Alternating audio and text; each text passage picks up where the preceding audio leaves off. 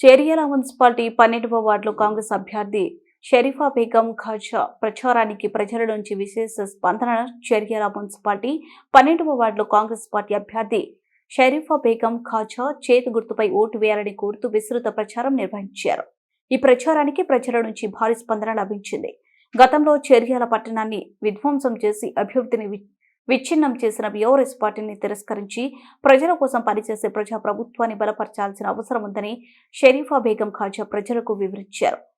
కాంగ్రెస్ ప్రభుత్వం అమలు చేస్తున్న సంక్షేమ పథకాలు, మహిళలు, పేదలు, కార్మికుల పక్షాన తీసుకున్న నిర్ణయాలను ప్రజలకు తెలియజేస్తూ చేర్యాల అభివృద్ధికి కాంగ్రెస్ పార్టీని సరైన ఎంపిక అని స్పష్టం చేశారు. ఈ ప్రచారంలో మహిళలు, యువత పెద్ద సంఖ్యలో స్థానిక ప్రజలు స్వచ్ఛందంగా పాల్గొని తమ మద్దతును ప్రకటించారు. రానున్న ఎన్నికల్లో కాంగ్రెస్ అభ్యర్థులను గెలిపించేందుకు ప్రజలు సిద్ధంగా ఉన్నారనే సంకేతాలు స్పష్టంగా కనిపిస్తున్నాయి. చేతి గుర్తుపై ఓటు వేసి షరీఫా బేగం ఖాజాని గెలిపించాలని, చేర్యాల అభివృద్ధికి కాంగ్రెస్ పార్టీని గెలిపించాలనే నినాదంతో ప్రచారం ఉత్సాహంగా కొనసాగింది. పోటీ చేస్తే నేను స్వల్ప ఓట్లతోటి 3 ఓట్లతోటి ఓడిపోవడం జరిగింది. అయినా కానీ వార్డును పట్టుకుని ఉండటం వల్ల ప్రజల నుంచి సానుభూతితో పాటు నేను ఎప్పటికైనా కానీ ప్రజలకు ఓడిపోయిన సేవా కార్యక్రమంలో రేషన్ కార్డులు ఇప్పించడంలో కానీ, ఇంద్రమ్మ ఇల్లు ప్రభుత్వం నుంచి వచ్చే సంక్షేమ పథకాలలో ఇంద్రమ్మ ఇల్లు కానీ అన్ని ఇప్పేయడానికి నేను ముందంజలు ఉన్నా అని చెప్పి ప్రజలు నన్ను బొమ్మపడుతున్నారు. అలాగే వార్డులో సమస్యలు చాలా ఉన్నాయి. డ్రైనేజ్ సమస్య కానీ, మరి మురుగునీటి కాలువలది సమస్య కానీ, వీధి దీపాలది కానీ, మళ్ళీ ముఖ్యంగా లోవల్టీ సమస్య ఉన్నది చావటి దగ్గర ఒకటి, అదొకటి. సీసీ రోడ్లు ఒక్కొక్క దగ్గర అయితే మొత్తానికి వాటర్ కూడా రావడం లేదు. అటువంటి సమస్యల మీద ప్రధానంగా దృష్టి పెట్టి మళ్ళీ ఇంద్రమ్మ ఇల్లు చాలా పేదవాళ్ళు ఉన్నారు ఈ 12 వార్డులో, వాళ్ళందరికీ ఇల్లు పెట్టడానికి నా గెలవంగానే ఫస్ట్ నేను ఎంపీ చామల కిరణ్ కుమార్ రెడ్డి గారితో కానీ, మంత్రితో కానీ, మా ఇన్ఛార్జ్ కొమ్మూరు ప్రతాప్ రెడ్డి గారి కృషితోటి వాళ్ళ ఇబ్బడిపడి మా వార్డు ప్రజలకు అభివృద్ధిలో చేరాలో అన్ని వార్డుల కంటే మా వార్డు ముందంజలో ఉండేటట్టు కృషి చేయడానికి నేను ప్రత్యేకమైన శ్రద్ధ తీసుకుంటాను. అంటే ప్రధానంగా ఇప్పుడు 12 వార్డులో మీరు అంటే ప్రచారం స్టార్ట్ చేసినప్పటి నుంచి ఇప్పటి వరకు కూడా ప్రధానంగా ఏ సమస్య మీ దృష్టికి వచ్చింది?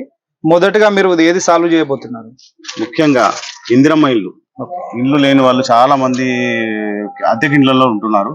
అది ఇళ్ల సమస్యలు ఒకటి వచ్చినాయి. మేము ముఖ్యంగా మళ్ళీ పెన్షన్లు, వృద్ధులు చాలా పెన్షన్ల గురించి కూడా అదవుతున్నారు. పెన్షన్ల గురించి కొంతమంది వాటర్ రావడం లేదంటారు. వాటర్ది ఒకటి, మన లోటెస్ సమస్యలు, అది ఒక ట్రాన్స్ఫర్ అంది కావాలని అడుగుతారు. ట్రాన్స్ఫర్ దాని గురించి నేను ప్రత్యేకంగా దృష్టి పెట్టి ట్రాన్స్ఫర్ కూడా ఇవ్వడానికి చేస్తాను.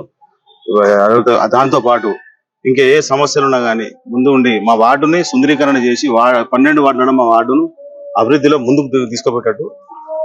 ఓకే, అంటే ప్రస్తుతం ఇప్పుడు 12వ వార్డులో ఏమైనా రేషన్ కార్డులు ఇంకా వచ్చేది ఉందా? ఏమైనా సాల్వ్ చేసినటువంటి ప్రాబ్లమ్స్ మీ దృష్టికి ఏమైనా వచ్చినాయా? రేషన్ కార్డులు దాదాపుగా నా దృష్టికి వచ్చిన వాటిని రూపాయికి 90% నేను పూర్తి చేయడం జరిగింది. ప్రతి ఇంటికి వెళ్ళి నేను ప్రభుత్వం, మన కాంగ్రెస్ ప్రభుత్వం చేస్తున్న సంక్షేమ పథకాల గురించి వివరిస్తూ ఏ ప్రజలకు రేషన్ కార్డులు కావాలని చెప్పి వాళ్ళ చెప్పగానే తహసీల్దార్ దగ్గర దరఖాస్తు పెట్టి వాళ్ళందరి దగ్గర నేను రేషన్ కార్డు ఇప్పించడం జరిగింది.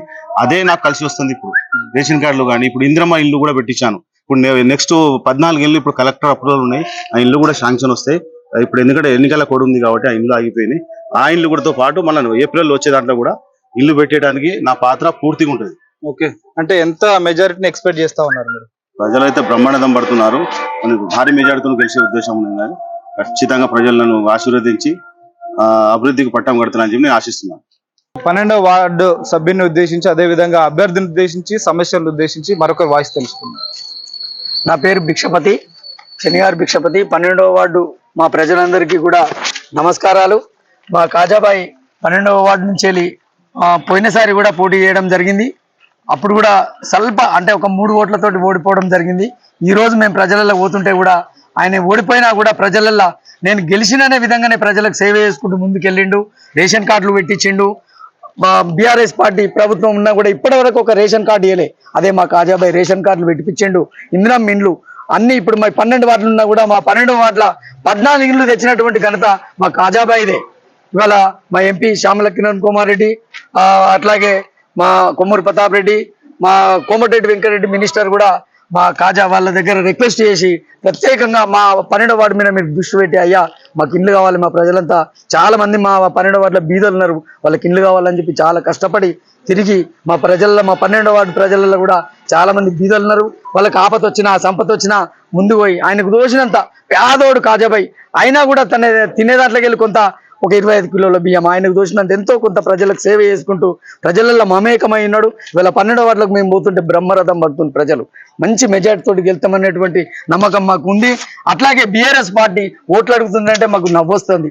చేర్యాల ప్రాంతాన్ని ముత్తిరెడ్డి యాదిరెడ్డి అనే ఒక మూర్ఖుడు, ఒక దొంగ మొత్తం మా ప్రాంతాన్ని నాశనం చేసిండు. ఇవాళ మా గ్రామ పంచాయతీ ఉన్నది, దాన్ని అమ్ముకుందామని చెప్పి మొత్తం దాన్ని చేర్యాల పట్టణ మున్సిపల్ ప్రజానికానికి, ఓటర్ మహాశయులకు, ముఖ్యంగా చేర్యాల మున్సిపాలిటీ పరిధిలో ఉన్నటువంటి 12వ వార్డు ప్రజానికానికి, ఓటర్ మహాశయులకు కాంగ్రెస్ పార్టీ వైపు నుంచి, నా వైపు నుంచి, మా అభ్యర్థి కాజా వైపు నుంచి ప్రత్యేక నమస్కారాలు, ధన్యవాదాలు తెలియజేసుకుంటా ఉన్నాం. ముఖ్యంగా ఈ రోజు ఎన్నికల ప్రచారం 12వ వార్డులో విస్తృతంగా జరుగుతూ ఉంది. జనం నుంచి కూడా విశేషమైనటువంటి స్పందన మనకు వస్తూ ఉంది. ఎందుకంటే గతంలో పోటీ చేసినటువంటి అభ్యర్థి 2 సార్లు స్వల్ప ఓటమితో ఓడిపోవడం అనేటువంటి జరిగింది.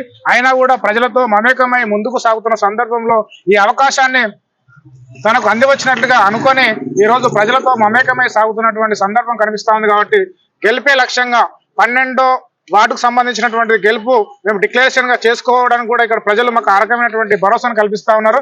ఎందుకంటే కాజాబాయి గెలుపు ఖాయమైనట్టుగానే ఇక్కడ ప్రజల నుంచి స్పందన వస్తుందని చెప్పేసి మేము తెలియజేస్తా ఉన్నాం.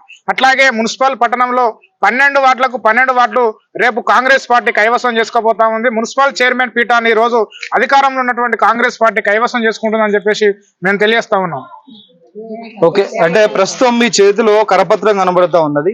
దేన్ని ఉద్దేశించి మీరు ఈ కరపత్రం రూపొందించడం జరిగింది? ముఖ్యంగా కరపత్రాల పంపిణీకి సంబంధించింది ఏంటంటే తెలంగాణ రాష్ట్ర నా పేరు విజయలక్ష్మి, నేను చేర్యాల మహిళా మండల అధ్యక్షురాలు.